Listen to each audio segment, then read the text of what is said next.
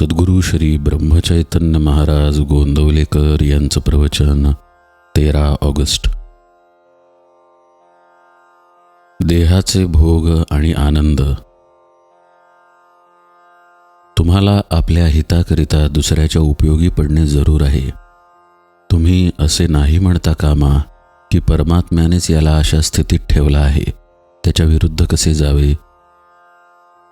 तुम्हाला परमात्म्याच्या विरुद्ध जाणे शक्यच नाही, पण आपल्या हिताकरिता म्हणजे आपली देहबुद्धी कमी होण्यासाठी दुसऱ्याच्या उपयोगी पडणे जरूर आहे. जसे लहान मुलांना खाऊ वगैरे दिला म्हणजे घरच्या यजमानाला पोहोचतो, तद्वत लोकांच्या उपयोगी पडले म्हणजे ते परमात्म्याला पोहोचते. परमात्म्याने पाठवलेली दुखणी संकटे यात आनंद मानला पाहिजे. एखाद्या आजारी माणसाची देहकष्ट घेऊन शुश्रूषा करायला मी जर तुम्हाला सांगितली तर ते काम तुम्ही आनंदाने कराल. सद्गुरूंनी आपल्याला हे काम सांगितले याचा आनंदच वाटेल. मग परमात्म्याच्या इच्छेने येणारी दुखणी संकटे याचाही तुम्ही का नाही मानू आनंद. पण परमात्मा आपला सर्वस्वी हितकर्ता आहे असा तुमचा दृढ विश्वास आहे कुठे. परमात्म्यानेच धाडलेली संकटे त्यालाच दूर करायला कशी सांगावीत.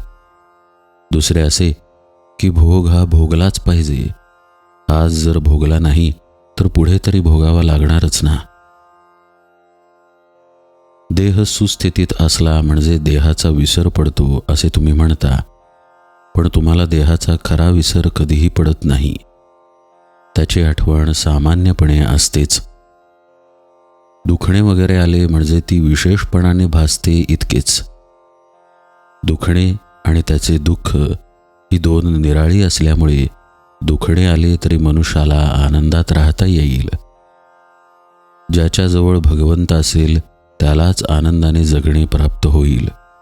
म्हणून ज्याला आनंदात जगायचे आहे त्याने नाम घ्यावे आणि भगवंताच्या अनुसंधानात राहावे. अनुसंधान कशाला म्हणावे.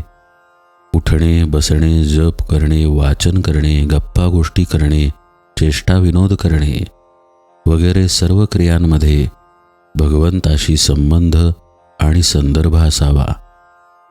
हेच अनुसंधान. भगवंताचे अनुसंधान आपल्याला भगवंताकडे घेऊन जाते.